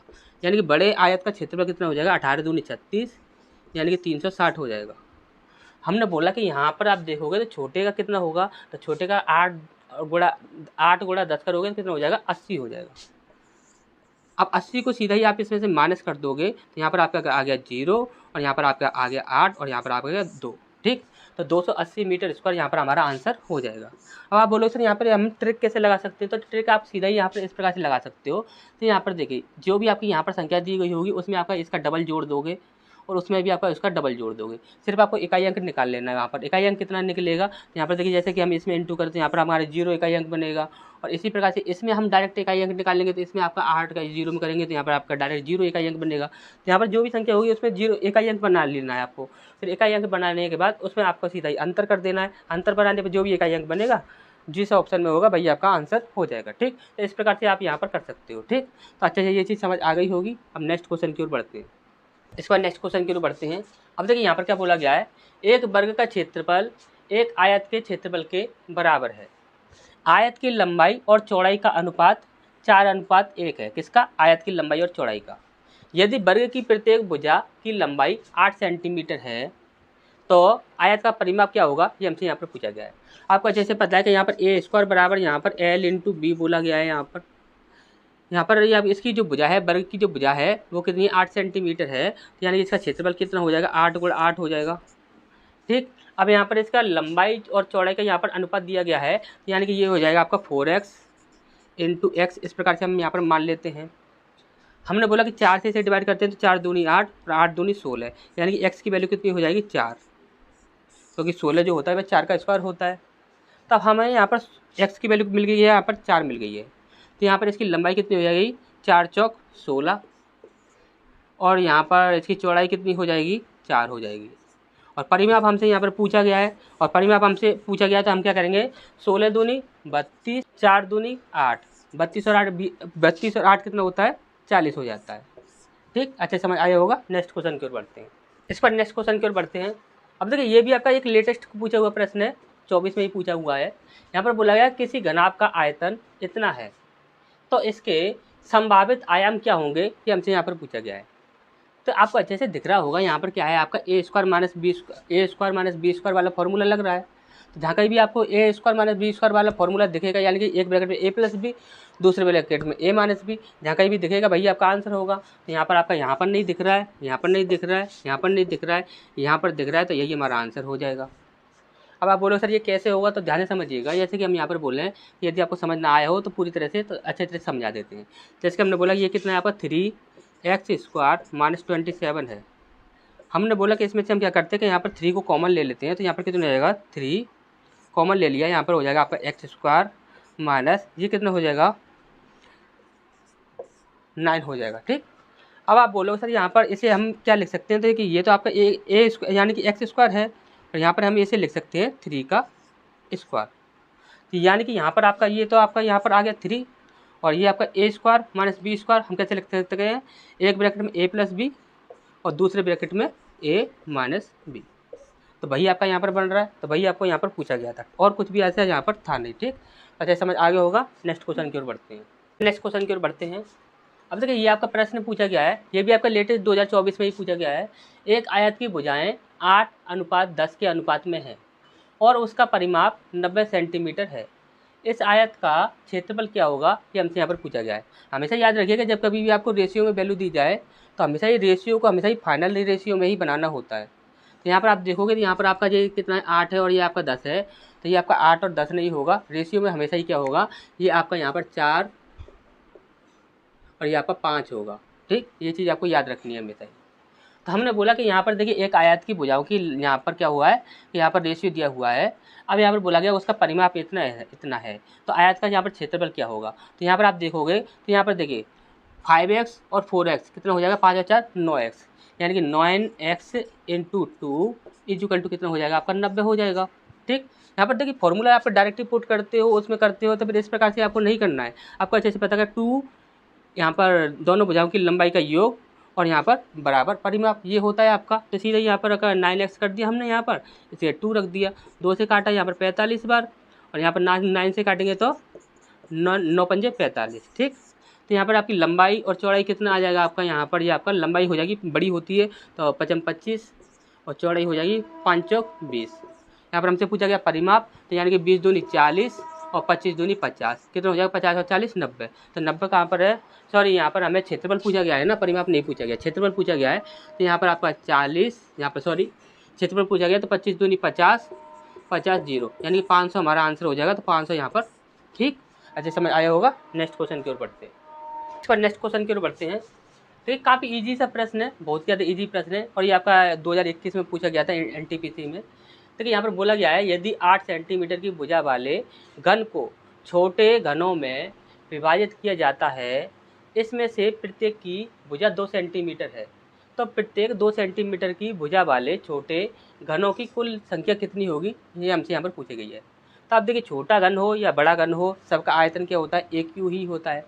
सीधे आप यहाँ पर 2 से आप इसमें डिवाइड करोगे, कितने बार गया, 4 बार में गया, 4 का क्यू कर दो, 4 चौक 16, 16 चौक 64, यानी कि सी ऑप्शन आपका यहाँ पर आंसर हो जाएगा। ठीक, तो पेन पेपर की भी आवश्यकता नहीं थी यहाँ पर। तो ठीक, तो नेक्स्ट क्वेश्चन की ओर बढ़ते हैं। नेक्स्ट क्वेश्चन की ओर बढ़ते हैं। देखिए ये भी आपका NTPC 2021 में पूछा हुआ प्रश्न था, और काफ़ी अच्छा प्रश्न है। ऐसे प्रश्न आपके रिपीट भी कर जाते हैं। ठीक, तो ऐसे प्रश्न काफ़ी इंपॉर्टेंट होते हैं, इन्हें आप याद रखिएगा। ठीक, तो यहाँ पर देखिए यहाँ पर बोला क्या गया है, जब एक पहिए की त्रिज्या 8% की वृद्धि की जाती है, त्रिज्या में क्या किया जा रहा है, 8% की वृद्धि की जा रही है, तो 100 मीटर की दूरी तय करने में पुराने और नए पहिए द्वारा आवश्यक चक्करों की संख्या क्या होगी, ये चक्करों की संख्या का अनुपात क्या होगा, ये हमसे यहाँ पर पूछा गया है। तो हमसे याद रखिएगा यहाँ पर और कुछ भी आपको करना नहीं है, सिर्फ आपको यहाँ पर परसेंटेज का प्रयोग करना है। परसेंटेज का प्रयोग करना है तो कैसे करना है, हमेशा याद रखिएगा। जैसे कि हम बोले कि यहाँ पर न्यू है और एक यहाँ पर ओल्ड। ठीक, अब यहाँ पर हम बात करें तो त्रिज्या की बात कर रहे हैं। त्रिज्या की बात करें तो उसने बोला कि 8% की वृद्धि कर रहा है। यदि 8% की वृद्धि कर रहा है तो 8% का मतलब कितना होता है, 2/25। हमने बोला कि पहले कितना था वह, पहले था वह आपका 25 था, और उसके सॉरी न्यू है ये ओल्ड है, तो पहले कितना था 25 था, और यहाँ पर नया क्या हो गया, वृद्धि के बाद 2 बढ़ गया, यानी कि 27 हो गया। हमेशा याद रखना कि जब कभी पहिए की इस प्रकार से बात की जाएगी, तो त्रिज्या का जो अनुपात होता है, त्रिज्या का जो अनुपात होता है वह हमेशा ही चक्करों की संख्या का उल्टा होता है। त्रिज्या का जो अनुपात होता है वह चक्करों की संख्या का हमेशा ही उल्टा होता है। तो यहाँ पर हम चक्करों की बात करेंगे, चक्कर तो चक्कर कितना हो जाएगा आपका 25 27। तो यहाँ पर 25 27 कहाँ पर है, तो देखिए 25 27 आपका यहाँ पर है, तो यही हमारा आंसर हो जाएगा। क्योंकि यहाँ पर हमसे क्या बोला गया था, चक्करों की संख्या का अनुपात क्या होगा। तो यहाँ पर ओल्ड वाला आपका यहाँ पर रखा जाएगा और न्यू वाला आपका यहाँ पर रखा जाएगा। ठीक, यहाँ पर उल्टा रख दिया है हमने, यहाँ पर इस प्रकार से ओल्ड और न्यू इस प्रकार से रखते तो आपका सीधा ही यहाँ पर बन जाता। ठीक, अच्छे से समझ आ गया होगा। नेक्स्ट क्वेश्चन की ओर बढ़ते हैं। क्वेश्चन की ओर बढ़ते हैं। अब देखिए ये भी आपका एनटीपीसी में पूछा हुआ ये प्रश्न है, ये 2021 में पूछा गया था। देखिए यहाँ पर क्या बोला गया कि एक घन का आयतन इतना है, इसे पिघलाकर एक घनाभ बनाया जाता है जिसकी लंबाई चौड़ाई और ऊंचाई का अनुपात यहाँ पर आपका दिया गया है। तो घनाभ की लंबाई क्या होगी ये हमसे यहाँ पर पूछा गया है। अब देखिए किसी चीज़ को यदि पिघलाकर कोई दूसरी चीज़ बनाई जाती है तो हमेशा ही उनके आयतन समान होते हैं। तो हम बोलेंगे यहाँ पर आपका देखिए यहाँ पर घन का आयतन कितना है आपका 324 है। तो घनाभ का आयतन जो होगा वो भी आपका सेम होगा। और घनाभ का आयतन क्या होता है L into B into H. तो यहाँ पर हम क्या बोलेंगे 3x into 2x into 2x। ठीक, अब यहाँ पर देखिए 3 से काटते हैं तो 3 एकम 3 0 3 अट्टे 24। 2 से काटते हैं 2 पंजे 10 2 चौक 8। 2 से काटते हैं 2 दूनी 4 2 सत्ते 14। कितना आ गया 27 आ गया। तो 27 किसका क्यू होता है, यानी कि x यानी कि x क्यू हो जाएगा। तो x क्यू की बराबर आपकी 27 आ रहा है, यानी कि x की वैल्यू कितनी हो जाएगी, तो आपका यहाँ पर 27 जो होता है वह 3 का क्यू होता है। 3 वैल्यू हमारी यहाँ पर आ जाएगी। हमसे यहाँ पर पूछा गया था घनाभ की लंबाई क्या होगी। तो यहाँ पर लंबाई का अनुपात कितना है 3 है, तो 3 3 9। तो यहाँ पर 9 हमारा यहाँ पर आंसर हो जाएगा। ठीक, तो नेक्स्ट क्वेश्चन की ओर बढ़ते हैं। इसका नेक्स्ट क्वेश्चन की ओर बढ़ते हैं। अब देखिए ये आपका एक प्रश्न पूछा गया है, एक आयताकार भूखंड के विकर्ण और एक भुजा की माप क्रमशः 65 मीटर और 63 मीटर है। उस आयताकार भूखंड का परिमाप क्या होगा, ये हमसे यहाँ पर पूछा गया है। आपसे यहाँ पर परिमाप नहीं पूछा है, यहाँ पर सीधे सीधे आपसे ये बोला गया है कि आपको ट्रिपलेट याद है या नहीं। तो हमने आपको ट्रिपलेट के लिए एक वीडियो बनाकर दिया था। हमने आपको बोला था कि जितनी भी अब तक की आपकी ट्रिपलेट हैं वो सारे ही ट्रिपलेट आपको वहाँ पर देखने को मिल जाएंगी। तो अगर आपने वो ट्रिपलेट वाला वीडियो ना देखा हो तो वो ट्रिपलेट वाला वीडियो ज़रूर देख लीजिएगा। वो आपका शॉर्ट में भी मिल जाएगा और आपका लॉन्ग में भी मिल जाएगा। ठीक, लॉन्ग में आपको डिटेल में सारी चीज़ें बता रखी हैं वहाँ पर समकोण बारे में। ठीक, तो यहाँ पर आप देखिएगा तो वहाँ पर एक ट्रिपलेट होती है आपकी 16 63 और एक 65। ये आपकी एक ट्रिपलेट होती है। तो यहाँ पर 65 तो आपका विकर्ण है, इसे तो हम यहाँ पर छोड़ देंगे। तो यहाँ पर देखेंगे तो यहाँ पर इन दोनों का हम 16 दूनी कितना हो जाएगा 32 हो जाएगा। और इसको करेंगे 3 दूनी 6 और 6 दूनी 12, 6 और 2 8, 3 और 2 5 और 1 158 जो है वो हमारा आंसर हो जाएगा। तो 158 मीटर इसका परिमाप हो जाएगा। ठीक, अच्छे समझ आया होगा। नेक्स्ट क्वेश्चन की ओर बढ़ते हैं। इसके बाद नेक्स्ट क्वेश्चन की ओर बढ़ते हैं। अब देखिए यहाँ पर ही आपका प्रश्न पूछा गया है, यदि किसी वर्ग की भुजा इतने सेंटीमीटर है तो वर्ग का क्षेत्रफल सेंटीमीटर स्क्वायर में क्या होगा, ये हमसे यहाँ पर पूछा गया है। अब देखिए यहाँ पर आप वर्ग जो है उसका यदि आप क्षेत्रफल निकालते हो तो इसका ये जो भुजा है इसका आपको स्क्वायर करना होगा। अब यदि आप इसका स्क्वायर करते हो तो आपको अच्छे से पता है कि ये क्या बन रहा है a माइनस बी का स्क्वायर। यदि a माइनस बी का स्क्वायर करते हो तो आपको अच्छे से पता है कि a square plus B square minus 2ab ये होता है। तो यहाँ पर आप देखोगे तो a स्क्वायर कहाँ पर है, तो a स्क्वायर यहाँ पर है, सब जगह पर a स्क्वायर तो आपका दिख रहा है। लेकिन यहाँ पर plus B square minus 2ab होना चाहिए।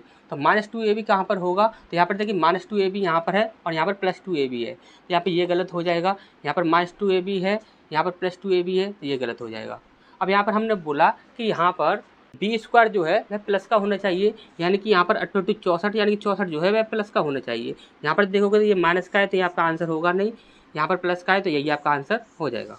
अच्छे समझ आ गया होगा। यानी कि A square plus B square minus 2ab ये होता है। यहाँ पर देखोगे A square plus B square minus 2ab। ठीक, अच्छे से दिख रहा होगा। नेक्स्ट क्वेश्चन की ओर बढ़ते हैं। इसका नेक्स्ट क्वेश्चन की ओर बढ़ते हैं। अब देखिए यहाँ पर क्या बोला गया है, 24 सेंटीमीटर और 28 सेंटीमीटर के आयाम वाले एक आयत को फिर से बनाया गया ताकि आयाम के समान परिधि के साथ एक समचतुर्भुज बनाया जा सके और इसके कोणों में से एक 120 डिग्री है। समचतुर्भुज का क्षेत्रफल क्या होगा, ये हमसे यहाँ पर पूछा गया है। अब यहाँ पर देखिए अब काफ़ी इजी प्रश्न है, इसमें ज़्यादा कुछ है नहीं है। जैसे कि हम यहाँ पर एक समचतुर्भुज की बात करें तो समचतुर्भुज जो होता है उसकी सारी भुजाएं समान होती हैं, आपकी अच्छे से पता होगा आपको। उसने बोला कि एक कोण जो है वह आपका 120 डिग्री है, एक कोण जो है वह 120 डिग्री है। तो आपको अच्छे से पता होगा कि ये कितना हो जाएगा 180 में से माइनस करेंगे तो कितना हो जाएगा आपका ये 60 डिग्री हो जाएगा। ठीक। तो ये कोण आपका कितना हो गया, 60 डिग्री हो गया। अब हमें क्या चाहिए, भुजा चाहिए। और उसने बोला है कि यहाँ पर जो आयत जो है उसका जो परिमाप है वह आपका समचतुर्भुज के परिमाप के समान है। और समचतुर्भुज का परिमाप कितना होता है, 4a होता है। और 4a किसके बराबर है, 2l + b के बराबर है।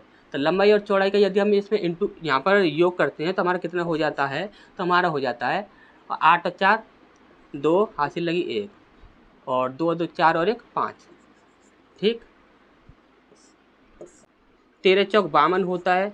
ए बराबर कितना हो जाएगा, 13 दूनी 26, यानी कि इसकी सारी भुजाएं कितनी होगी, 26 26 26 और 26। ठीक। अच्छा, समझ आ गया होगा।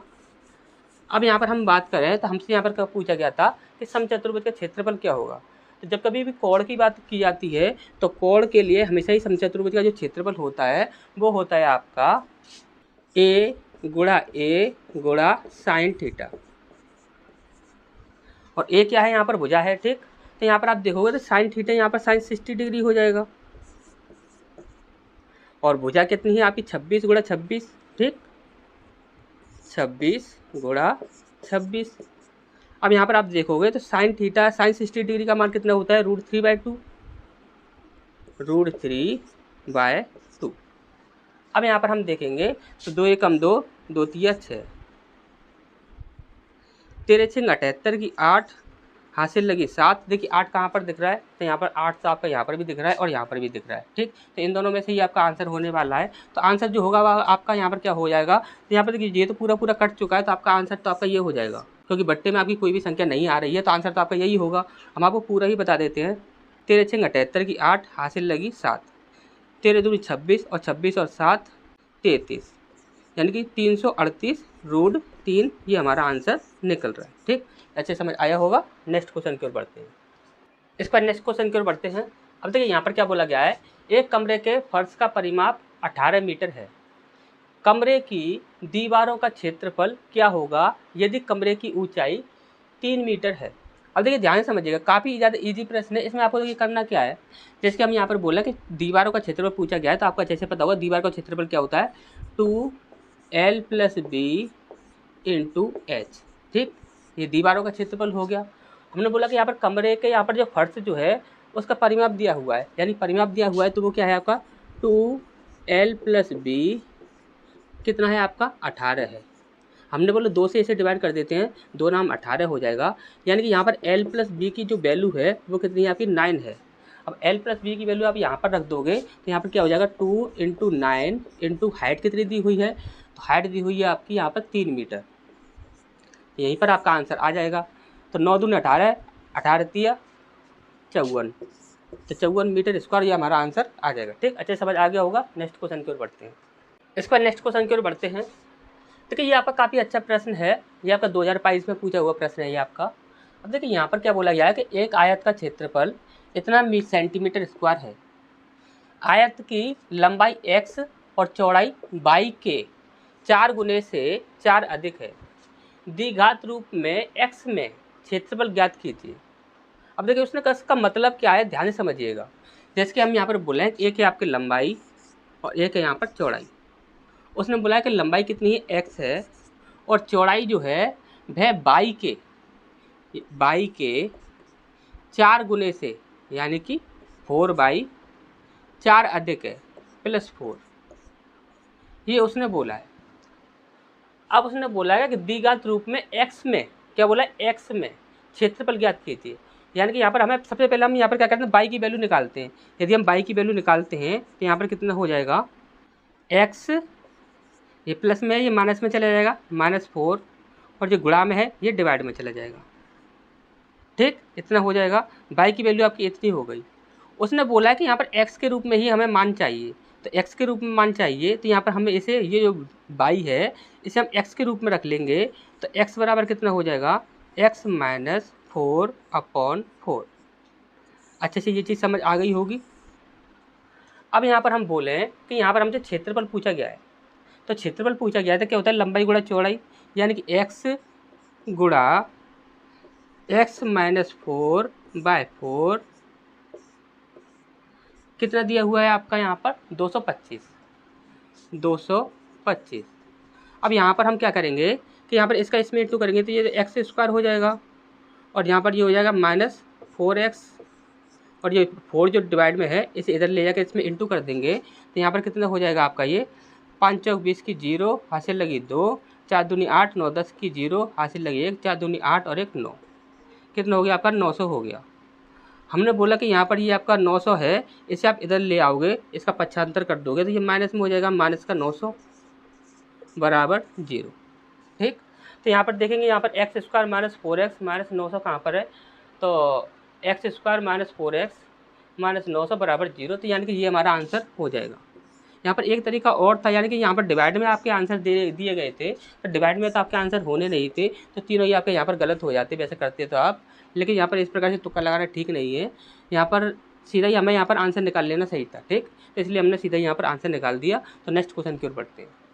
इसका नेक्स्ट क्वेश्चन की ओर बढ़ते हैं। अब देखिए यहाँ पर क्या बोला गया है, एक 50 सेंटीमीटर परिमाप वाले आयत की भुजाओं का अनुपात इतना है। ठीक, जैसे कि हम यहाँ पर बोला कि ये हो जाएगा आपका, क्या बोला गया है यहाँ पर, आयत की भुजाओं का अनुपात बोला गया, परिमाप दिया गया है। ठीक, तो यानी कि यहाँ पर आपका ये हो जाएगा 2x + 4x बराबर कितना है आपका 50 है। तो यहाँ पर हम देखेंगे तो 2 × 5x = 50, 5x = 25, तो x बराबर कितना हो जाएगा आपका 5 हो जाएगा। x बराबर 5 हो गया तो ये आपका 5 हो गया और ये आपका 5 चौक 20 हो गया। ठीक, क्लियर है इतनी सी बात। इसके बाद हम आगे बढ़ते हैं। उस वर्ग का परिमाप क्या है, उस वर्ग का परिमाप क्या है जिसका क्षेत्रफल आयत के क्षेत्रफल के समान है। अब यहाँ पर देखिए उस वर्ग का परिमाप हमसे यहाँ पर पूछा गया है और क्षेत्रफल दोनों के समान बोले गए हैं, यानी कि L × B जो है वह A² के बराबर है। हम यहाँ पर बोलेंगे कि यहाँ पर L × B कितना हो जाएगा, 5 दूनी 10 यानी कि 100 हो जाएगा। A की वैल्यू कितनी हो जाएगी, तो A की वैल्यू हो जाएगी यहाँ पर आपकी 10 और हमसे क्या पूछा गया, परिमाप पूछा गया है तो 10 का 4 में गुणा कर देंगे, 10 चौक 40, यानी कि यहाँ पर हमारा आंसर आ जाएगा D। ठीक, अच्छे समझ आया होगा।